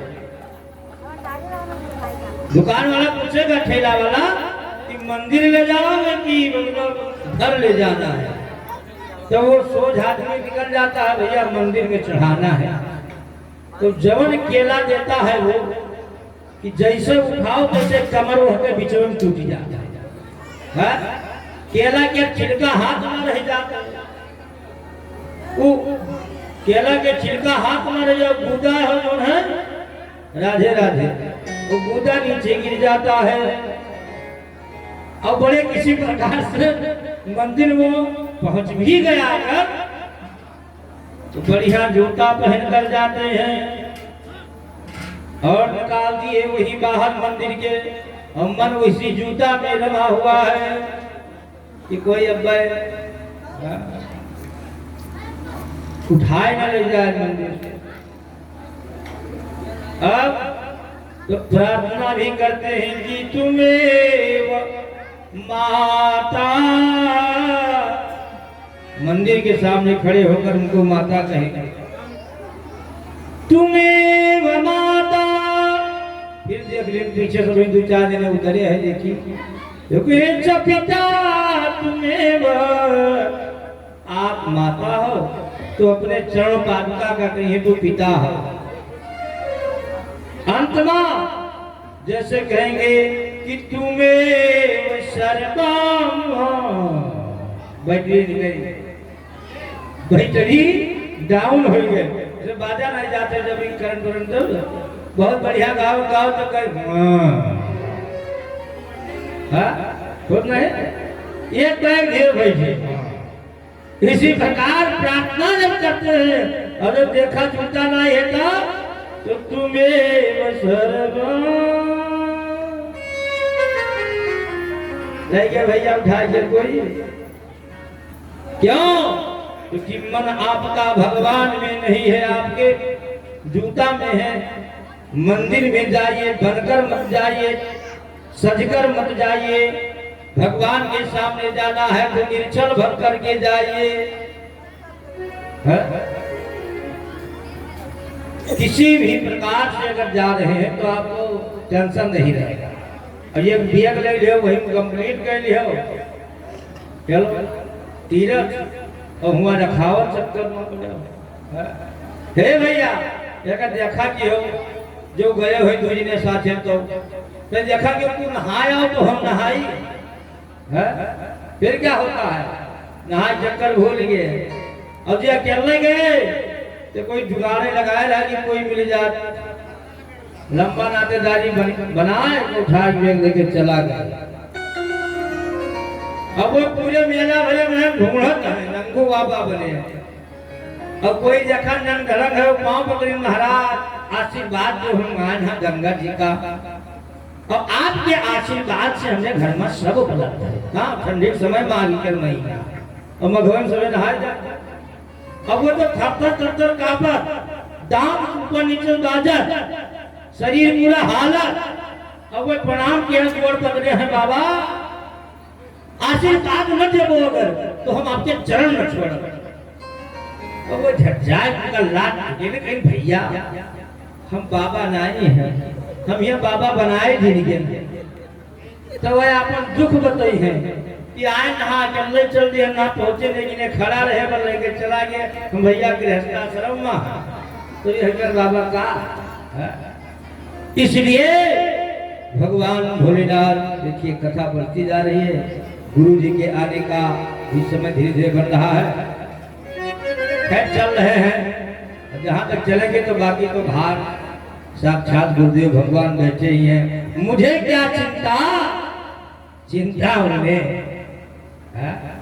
हम जहाँ तक चल पाएंगे चलेंगे, बाकी तो गुरुदेव भगवान संभालेंगे ही संभालेंगे। ये सोचते रहिए, ध्यान कहीं भी जाए तो मन में ध्यान रखिए, मैं अकेला नहीं हूँ, परमात्मा मेरे साथ है, कुछ बिगड़ेगा नहीं। इसलिए यार ध्यान दीजिएगा, भगवान भोलेनाथ इतना दयालु कौन हो सकता है। भगवान भोलेनाथ चले गए और इधर राजा दक्ष को एक मन में भाई सभा में अपमान किया, और अगर सभा में अपमान किया है तो उन्होंने श्राप दिया था किसी जग जागात में इनको मत बुलाइए। तो जब जग करेंगे नहीं बुलाएंगे तो और अपमान होगा। फिर सभी देवताओं को निमंत्रण दिया, छोटे छोटे तुच्छ तुच्छ देवताओं को, लेकिन भगवान भोलेनाथ को नहीं दिया। कनखल में यज्ञ हो रहा है, हरिद्वार वही यज्ञ प्रारंभ हुआ। सभी जितने देवी देवता हैं सब चल दिए। बोले शंकर भगवान की जय हो। अच्छा, विमान कहाँ से जा रहा है? सब कैलाश के ऊपर से। कहा भैया आपको उत्तराखंड से आना है, आपको इधर से आना है, आपको पश्चिम से आना है। किसी के नातेदार कोई यही तो पता है ना कि दक्षिण दिशा में या पश्चिम दिशा में होंगे। अगर बुआ का विवाह पूरब में हुआ है तो लड़की का विवाह पश्चिम में हो सकता है, मौसियार मेरा उत्तर हो सकता है, ननिहाल मेरा दक्षिण, कोई ये पता नहीं है। लेकिन कुल मिलाए पूरे इलाका घूम के तब दक्षिण से आओ जहाँ से हमारा लेन देन बंद होगा। भगवान भोलेनाथ ध्यान मग्न है और मैया सती सेवा कर रही है। सेवा करते करते विमान जाना शुरू हुआ। अब उस समय कुंभ भी नहीं था। सती महारानी की आवाज लगाई, बहन कुंभ भी नहीं है, कहाँ ये विमान जा रहे हैं सब। वहां से जब देखा किसी ने तो कहा, बहन आपके पिता यज्ञ किए हुए हैं और आप यज्ञ में गई नहीं। अचंभित हो गई सती। क्यों? भगवान भोलेनाथ का अपमान तो हुआ, लेकिन आकर के सती से पर चर्चा नहीं किया। और आज ससुराल में अगर कहूँ यको प्राइवेट गाड़ी पाई हो दिया है बात, हाँ तो बेचारी अगर यहाँ घरे हुई है तो वो बिहार में ठोकी पीटी जाइए और फोन कर दिया ले जाओ, हमारे यहाँ काम नहीं है। हम गए और मेरा मान आपने किया। ससुराल का कौन बहुत बड़ा सम्मान है भैया। जो ने गली निकली हो तो ने गली में बुझ कौन गए और जो जवन पैबो तो सुनबो न तो करबो का।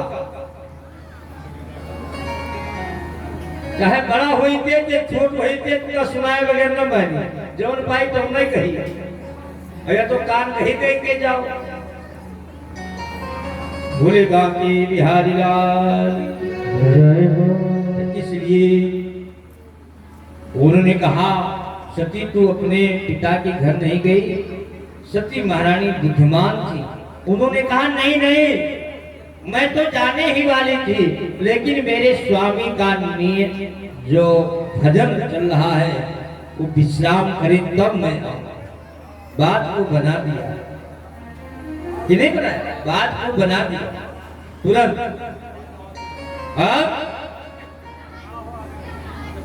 भगवान भोलेनाथ का जय जयकार लगा, जैसे सती महारानी पहुंच गई, सेवा करना चालू कर दिया। रोज दूसरी प्रकार की सेवा होती थी, आज दूसरी प्रकार की सेवा हो रही है। बड़ा सेवा भाव पानी। अब क्या हुआ, भगवान भोलेनाथ ने कहा सती क्या बात है, इतना क्यों सेवा कर रही हो, क्या है। महारानी सती ने कहा नहीं ऐसी कोई बात नहीं है, सेवा करना हमारा धर्म है ना, मैं सेवा कर रही हूँ, इसमें आप क्यों परेशान हो, मेरा तो सेवा करने का धर्म है। भगवान भोलेनाथ ने कहा ये तो बात सब सही है, लेकिन एक बात बताइए, सेवा करने का धर्म तो आपका सत्य है, लेकिन आप बहुत ज्यादा सेवा कर रहे हो। अब भैया एक बात जानते हो, जब ज्यादा सेवा हो जाए तो समझ जाओ, हाँ और नहीं जाइए है जानो नथुनी हमरे नाई जतन कर बुआ के यहाँ बियाह धना है और मंगल सूत्र टूट गया है, भक्का बनवावे है और पैर टूट गया है।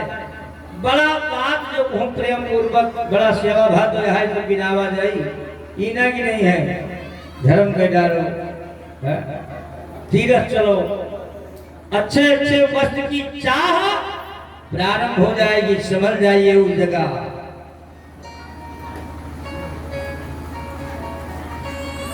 भगवान भोलेनाथ ने फिर पूछा तो सती ने कहा एक बात बता, प्रजापते ससुर सांप्रता, प्रजापते ससुर सांप्रता निर्यापितो महोत्सवा किल वयं च तत्राभिचराम पामते यद्यपिता मे विबुधा व्रजन्ति। प्रजापते से ससुरस्य सांप्रतम। महारानी सती ने ये नहीं कहा मेरे पिता के यहाँ यज्ञ है चलिए, ससुरस्य सांप्रतम, आपके ससुराल में आपके ससुर जी मतलब मेरे पिताजी यज्ञ किए हुए हैं करकल में, वहां चलिए। भगवान भोलेनाथ ने कहा एक बार बताइए, निमंत्रण पत्र आया है, जहां सम्मान ना हो वहां जाना चाहिए, जाना चाहिए नहीं जाना चाहिए, लेकिन दो चार जगह है वहां नहीं देखा जाता है। भगवान भोलेनाथ ने जब कहा तो महारानी सती ने कहा एक बात बताए, कहा क्या है, कहा कौन बहुत सुंदर मकान बनवाए हो भैया, कहूं आवा हो ना वो निमंत्रण लेके अगर, हाँ तो सांपे मिल गए हो, बीछी मिल गए हो, बाघ मिल गया हो, मोर मिल गया हो, चूहा मिल गया हो, और भगवान भोलेनाथ के दरबार में अगर देखा जाए तो एक दूसरे के शत्रु ही हैं, कोई किसी के हितैषी नहीं है। चूहा सांप हितैषी, बाघ और बैल, तो जितना देखोगे एक दूसरे के शत्रु है, फिर भी वो रहते हैं। सती ने कहा अगर नहीं आए निमंत्रण तो क्या मतलब, पिताजी के आए अपने भूल गए होंगे, चलिए। भगवान भोलेनाथ ने कहा जाना उचित नहीं है, अभी बात नहीं बता रहा। सती महारानी ने कहा नहीं, हम तो जाऊंगी। भगवान भोलेनाथ अपने मन में सोचा कि अगर मेरा अपमान कहीं अगर ये सुन लेंगी तो वहां प्राण त्याग देंगी, अगर वहां से किसी प्रकार से चली आई तो मेरे सामने प्राण त्याग देंगी। अगर मैं इनको यहाँ रोकता हूँ तो पिता के यज्ञ को बात सुन करके अपना प्राण त्याग देंगे, अगर वहां चली जाएंगी तो मेरा अपमान होगा, प्राण त्यागना है। अब यहाँ भी कल्याण नहीं है, वहां भी कल्याण नहीं है। कुछ समय बीता, सती ने कहा महाराज आदेश तो करिए, चलिए। तो तब उस दिन की बात बताया, सभा में मेरा अपमान किया और किसी भी यज्ञ आदि में मुझे बुलाने के लिए निषेध कर दिया है, इसलिए मैं नहीं जाऊंगा। रही मन धागा प्रेम का, मत तोड़ो चटकार। धागा को इतना मत खींचे कि टूट जाए, और अगर टूट गया तो गांठ पड़ी जाए। बात में कोई बात ऐसी हो जाती है तो गांठ पड़ जाती है, वो निकलती नहीं है। ये भगवान भोलेनाथ के मन में भरा हुआ है। लेकिन आज सती से बताया तो कहा महाराज एक बात बताइए, कौन से ऐसे पिता हैं जो गाली नहीं देते? अब पिताजी हैं, बोल दिए होंगे। भगवान भोलेनाथ ने कहा अगर तुम्हें जाना है तो जाइए। कोई है सोई जो राम रचिरा, कोई है राम रचिरा, कोई है जो राम रचिरा, कोई है जो राम रचिरा,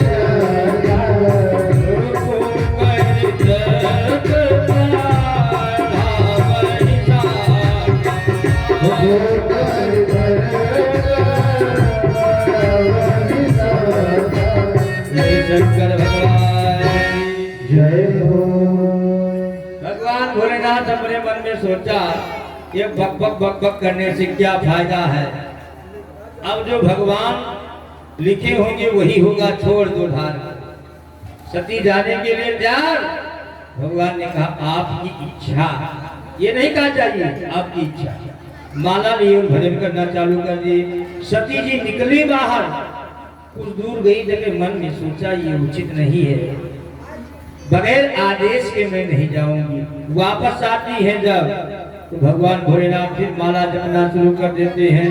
वापस जाती हैं तब देखते रहते हैं, फिर पुनः वापस आती हैं तो फिर माला जपते हैं। ऐसा करते करते क्रोध आया और सती अपने मन में सोचा जो होगा तो देखा जाएगा, इनको तो बाद में आकर के मना लूंगी, लेकिन वहां मेरी बहनें आई होंगी तमाम, और कोई उत्सव होता है तो उसी में सभी से संपर्क होता है। बुआ आएंगी, मौसी आएंगी, बहन आएंगी, और जितने संबंधी हैं उसी में आएंगी, जय जयकार हो जाएगा। कहाँ कौन किसके घर जाता है। ऐसा करके जब चली और इतने में कुछ दूर जब चली गई तो नंदी को बुलाया और नंदी से कहा जाकर के महारानी सती को उनके पिता के घर पहुंचाया। जितना वस्त्र था सब समेटा, नंदी रखे और सती जी को ऊपर बैठाया। जब चल दिए तो आगे भूत प्रेत भी मिले। महारानी माता जी कहा कहा यज्ञ ही पिता के यहाँ, तो कहा चले, और सब चल साथ में लिया। और वहां यज्ञशाला में पूजा हो रहा था। कष्ट सबको था, कष्ट किसी को नहीं था। कष्ट अगर था तो एक माता को था।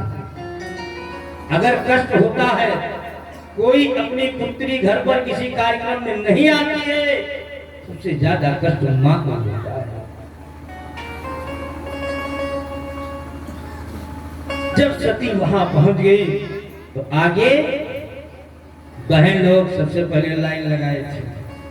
सती को देखा तो जो इधर उधर कहीं फटक रही थी वो भी लाइन में लग गई और लगी पुष्टि बोलने। देखो निमंत्रण तो गया नहीं था और ये आ गई। जैसे झटका लग गया महारानी सती को और मन में सोचा क्या मैंने अपने पति का अपमान करके आई और यहाँ बहन लोग ये व्यवहार कर रहे हैं। ये सब कहते हुए किसी से पूछा एक बात बताइए। और जब माँ को भान हुआ तो माँ खड़ी हुई, एक टक सती को देखती और आंख से झर अश्रुपात। सादर भरही मिली एक माता,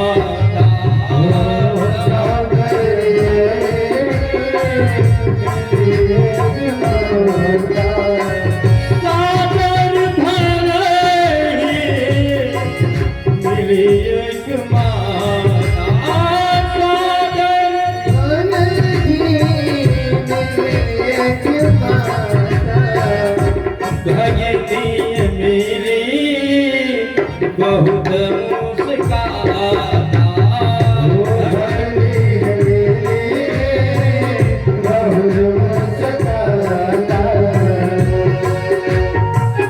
बहन लोग व्यंग बोल रही है, बहन लोग व्यंग बोल रही है और मां रो रही है।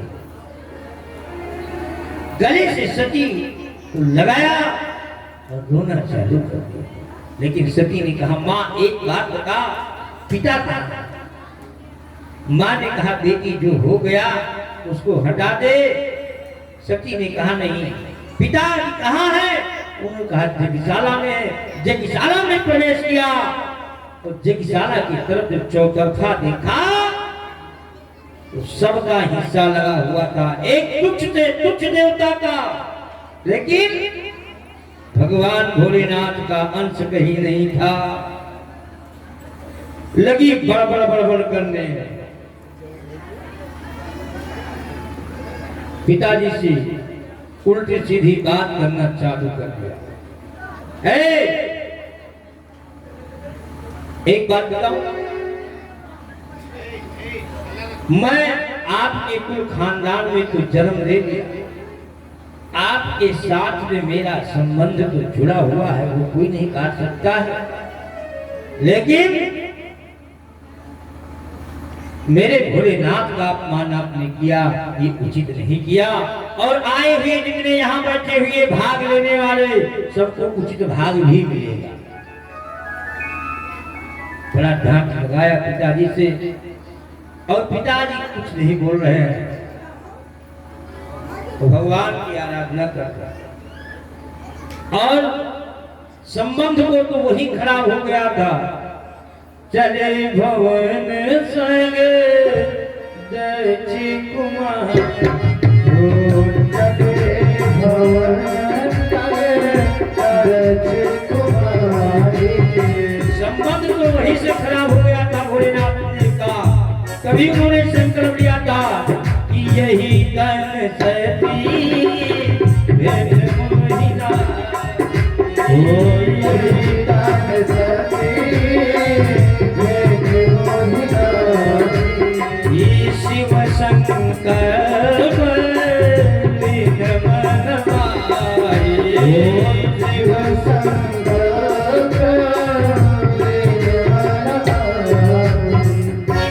फिर भी संबंध बना हुआ था सेवा भाव का। और कहा मैं दाक्षायणी तो कहलाऊंगी, ये तो कोई नहीं काट सकता है। लेकिन उसी जगह बैठी और बैठने के बाद पैर को धीरे से रगड़ा और चिनकी उत्पन्न हुई और सती महारानी का शरीर भस्म हो गया। बोले सती महारानी की जय हो। हाहाकार मच गया। इधर से जितने भूत प्रेत से नंदी साहब हवन कुंड पर जैसे धावा किया और जितने वहां बैठे हुए देवता सब मारना काटना चालू किए। त्राहि त्राहि मच गया और इतने में नंदी भूतों प्रेतों के साथ भगवान भोलेनाथ कैलाश के पास जाने के लिए तैयार ही हो रहे थे, निकल रहे और इतने में श्रीमन्नारायण। अगर हाथ जोड़े हुए तो हाथ खोल ले भैया, कभी मेरा हाथ होता है तो गोड़ बका जाता है और एक बटोरे रहा जाता है और कोई अगर कुछ खाद पेट हो तो जैसे नहीं गई तो खाई हो तब नहीं बजी हो तो उड़ाई जाइए। बोले बाकी बिहारी जय हो। श्रीमन्नारायण नारायण हरि हरि नारायण नारायण हरि हरि। जानी नहीं मिले तो कोई बजाओ थे कि नहीं बजाओ समझ में आया। जब ताली ऊपर बाजे तब हम देखी कितने बजाओ। श्रीमन्नारायण नारायण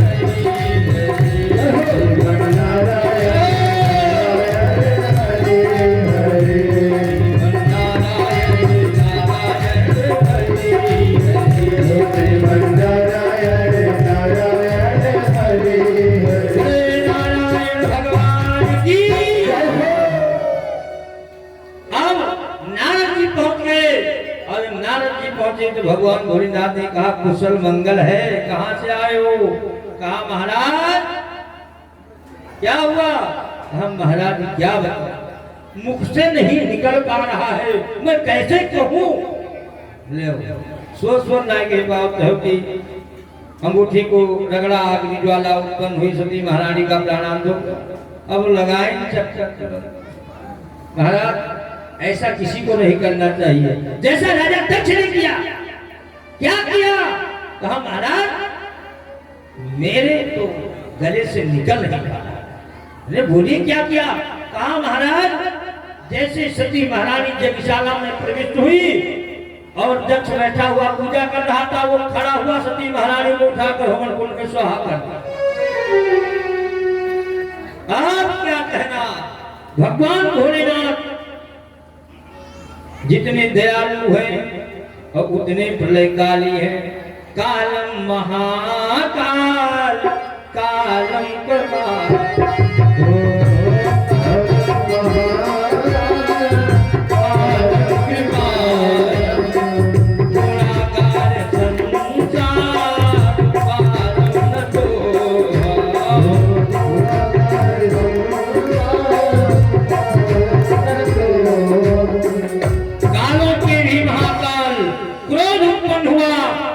जटा को उठाकर करके ध्यान से जैसे पटका, जैसे एक काला भलूटा सामने विकराल रूप धारण किए हुए सामने खड़ा हो गया। क्राल दष्टो ज्वलितग्निमूर्त जा कपाल मारे विविधोदितायुधा। जैसे पटका बढ़िया भयंकर रूप सामने प्रस्तुत। किम करो महाराज, क्या आदेश है?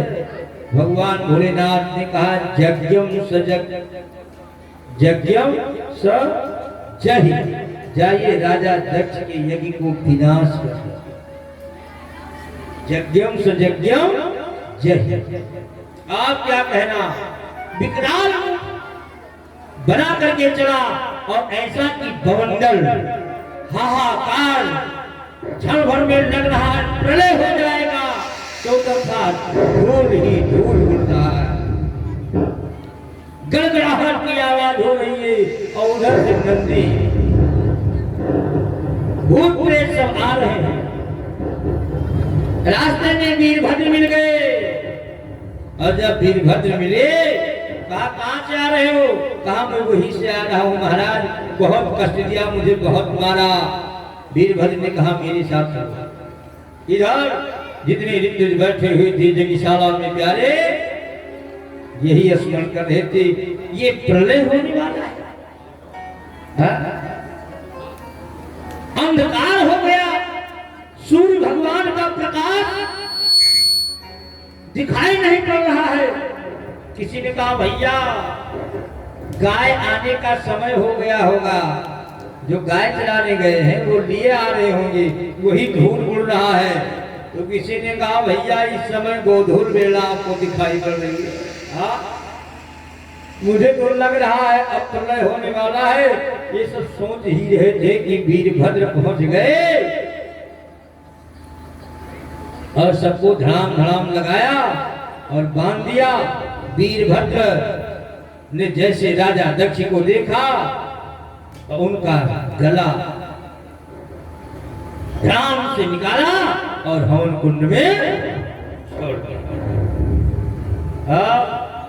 जितने देवता आए थे ना सब सामने खड़े होने को बांध दिया वीरभद्र ने। और जब वीरभद्र ने बांधा तो कहा, उसमें जो भगवान भोलेनाथ की तरफ से आए थे महाराज, जो है दाढ़ी वाले महाराज, ये दाढ़ी पर हाथ घुमा घुमा करके मारते थे। वीरभद्र ने एक झटका में पकड़ा, दाढ़ी बाहर कर दिया। पूछा देवता महाराज ये जब हम पिटे जा रहे थे ना तो ही कर रहे थे। अब वीरभद्र ने एक ही मौका जड़ा तो ध्यान से पतीसी बाहर हो। सबका मामला, किसी का आंख फूटा, किसी का पैर फूटा, सब अंग भंग हो गए। अब एक करने के बाद सब लोग वापस चले गए। और उस यज्ञ में विष्णु भगवान शंकर नहीं गए थे तो ब्रह्मा एवं विष्णु भी नहीं गए थे। अब भगवान भोलेनाथ को मनाने के लिए सब लोग गए। नमः शिवाय नमः शिवाय नमः शिवाय नमः शिवाय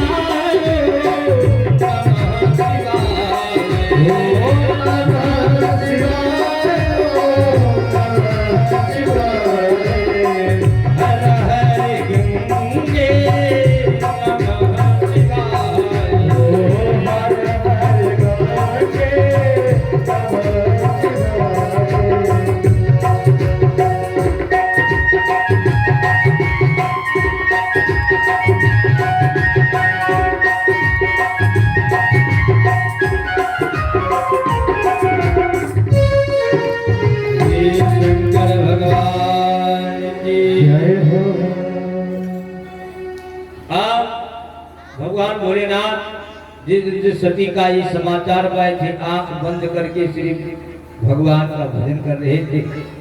सभी देवता लोग खड़े दूर से देख रहे थे कब नेत्र खुले, पहुंच जाओ, मौके का लाभ ले लो। और इसे भगवान भोलेनाथ का नेत्र खुला तो सबसे पहले भगवान विष्णु और ब्रह्मा पहुंचे। जैसे देखा प्रसन्न मुद्रा में है, सभी देवताओं को इशारा किया चले आओ, मौका मिल गया है, नहीं बार बार नहीं मिलेगा। सब लोग आए, पहुंच गए और ब्रह्मा सभी देवता प्रणाम किए। भगवान भोलेनाथ ने कहा देवताओं कहाँ भृगु जी के लिए आइए, कहा पूछक जब दांत ना रहता जैसे होता है देखे दांत नहीं रहता है तो कहीं कुछ दूसरा निकली, कुछ दूसरा आपके बगल में बोले सच्चिदानंद भगवान की जय हो। दांत ये ने हवा रुकते और जैसे पूरा रुका तो सब हवैया भक से बहे हुए जाते तो कहा यारे देवताओं भृगु जी पहुंच सामने पहुंचे, कहा महाराज मेरे ऊपर कृपा करो, बगैर दाढ़ी के मैं नहीं रह पाऊंगा। भगवान ने कहा थोड़ा सा पकड़ के दाढ़ी लगा दो, हो गया। पूछा है महाराज दांत नहीं है, कहा जाओ आज से आप सतुआ घोल कर पियो, दांत नहीं है तो क्या कहा जाए। जग में गए थे भाग लेने से भाग मांगे, अच्छा अच्छा बड़ा बड़ा भाग। हाँ? एक मुझे महाराज नेत्र नहीं है, तो कहा मेरा आशीर्वाद है, तुम दिव्य दृष्टि से देखो। ऐसे सभी लोगों ने भगवान से निवेदन किया।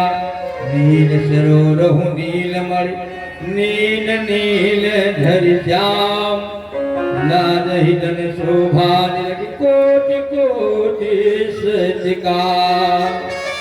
सभी लोग भगवान भोलेनाथ का प्रार्थना करेंगे। कर्पूर गौरा करुणायुतारम करुणायुतारम संसार सारम भुज गिरहारम। सभी लोग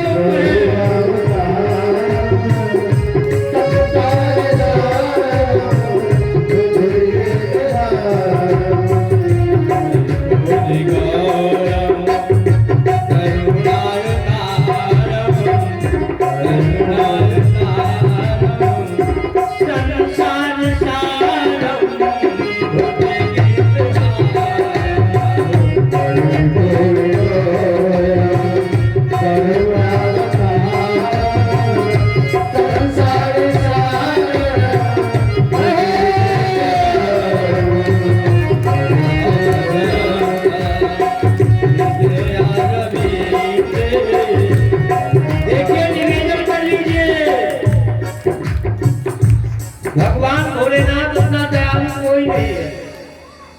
यहाँ तक एक बार पार्वती मैया ने कहा ये रखे हो, अरे कहो मकान मकान बनाओ, चली हुए नहीं। पार्वती से भगवान भोलेनाथ ने कहा तुम्हारे किस्मत में नहीं लिखा है। कहा लिखा तो नहीं है, भाभी मेरे से कहते बुलाए कहा नहीं लिखा बना।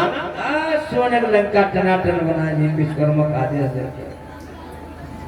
बन गया था। सब लोग जानते हैं सोने की लंका बना रहा, और हमारा हाथ क्या रहा? रावण। बनवाया किसने था? पार्वती के आदेश पर भगवान भोलेनाथ, और भोलेनाथ ने आदेश दिया था विश्वकर्मा। फिट हो गया, और सबके घर में मकान बन जाता है ना। हाँ, तो अच्छे विद्वान को बुलाइए, अच्छा पूजा कराए, गृह प्रवेश हो, फिर उस ब्राह्मण को दक्षिणा दीजिए। तो सबसे बड़ा विद्वान कौन? रावण। उसको बुलाया गया, गृह प्रवेश बढ़िया सुचारू रूप से हुआ, और भगवान ने कहा भैया मांगो दक्षिणा, क्या चाहते हो? रावण ने मोछ पर अपना हाथ घुमाया और कहा महाराज बहुत दिव्य लगा मैया लंका। बस भगवान भोलेनाथ ने कहा यो मस्त ले जाओ। पार्वती से कहा देखो, गुरु जी मानद है, और चेला गृह प्रवेश कराए तो गुरु दक्षिणा हो गई, चेला दक्षिणा हो ले गया। चेला बेटा है, ध्यान दीजिएगा, और पिता की संपत्ति को बेटा ही उपयोग करता है। जितना संबंध बेटा से सही नहीं होता है, उतना शिष्य से मजबूत होता है। बेटा तो जीवन पर्यंत तुम्हारा धन खाएगा, जीते जोगे तो दे दीजिए, और मर गए तो लेखपाल साहब लिख कर गए, इनके बाद इनके वरासत कि गुरु जी का लगा। शिष्य और गुरु का संबंध यहाँ से जुड़ता है और परमात्मा तक मिलाता है। बोले गुरुदेव भगवान जय। कहा महाराज ये तो हो गया, लेकिन इसमें लक्ष्मी भी चाहिए। तब कहे पार्वती बोले पार्वती को जाना। तो इतने दयाल कौन हो सकते हैं? प्रेम पूर्वक मांगिए और देंगे जरूर। कम वा दयालु, इतना दयालु कोई नहीं हो सकता है। सदा बसंत हृदया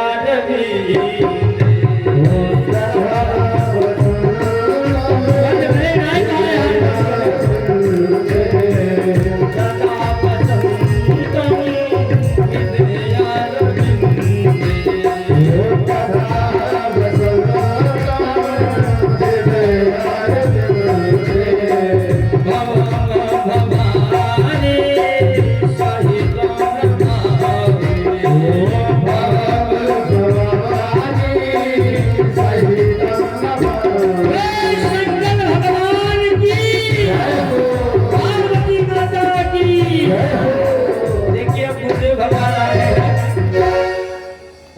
कथा का आप लोग रसा स्वागत करें। आइए दो चार बार जो सुने थे, हाँ? पहले संकीर्तन क्यों कराया जाता जानते हैं? दरवाजा खोला जाता है। कौन सा दरवाजा? अंतः पटल की। और जब कहेंगे तो दरवाजा खुल जाएगा। अब बाद में क्यों किया जाता है? क्योंकि दरवाजा को बंद किया जाता है। लाख जो आया सो अंदर बंद, अब ताला लाख हो गया है। अब वो किसी का नहीं, वो मेरा है और मैं उसका हूं, इसलिए किया जाता है। तो आइए दो बार